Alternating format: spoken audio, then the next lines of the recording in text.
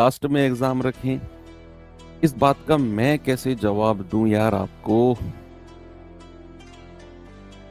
अगर मैं होता आपकी जगह तो शुरू की शिफ्ट में मैं ट्राई करता। लोग लास्ट की शिफ्ट में करते हैं कि भैया पता चल जाएगा कैसा पेपर बन रहा है। मेरा कुछ अलग सोचना है। मेरा ये सोचना है कि अगर मैं आपके लिए नहीं कह रहा हूं, मैं अपनी बात बता रहा हूं। आपको ठीक लगे तो देख लेना। मैं सोचता कि अगर मैं एग्जाम देने जा रहा हूं तो जो शुरू की शिफ्ट में होगा, एक तो टेंशन खत्म हो जाएगी जल्दी।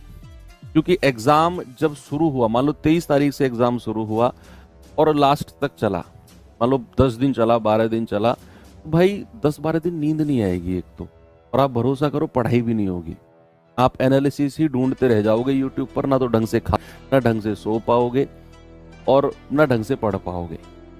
तो फिर ऐसे दुख दुख होती रहती है, पता नहीं आज कैसा पेपर आया, आज कैसा आया, पता नहीं मेरा कैसे आएगा, पता नहीं।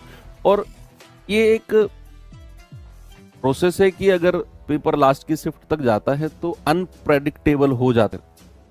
ऐसा मत सोचना कि शुरू में जो आया वही फ्लो लास्ट तक रहेगा, नहीं।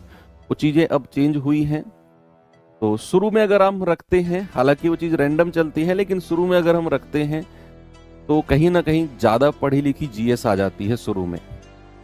और अगर मान लो टफ पेपर भी आया, सपोज दैट अगर आया, तो शुरू वाली शिफ्ट को ज्यादा नॉर्मलाइजेशन मिल जाता है। फिर नॉर्मलाइजेशन का कॉन्सेप्ट है तो ये डरना ही नहीं है कि शुरू में रखें लास्ट में रखें।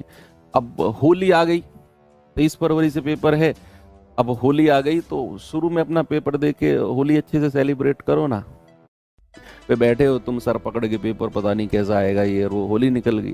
साल में एक ही त्योहार आता है, शुरू में पेपर तो एंजॉय करो अच्छे से यार। लास्ट में एग्जाम रखें, इस बात का मैं कैसे जवाब दूं यार आपको। अगर मैं होता आपकी जगह तो शुरू की शिफ्ट में मैं ट्राई करता। लोग लास्ट की शिफ्ट में करते हैं कि भैया पता चल जाएगा कैसा पेपर बन रहा है। मेरा कुछ अलग सोचना है। मेरा ये सोचना है कि अगर मैं आपके लिए नहीं कह रहा हूं, मैं अपनी बात बता रहा हूं। आपको ठीक लगे तो देख लेना।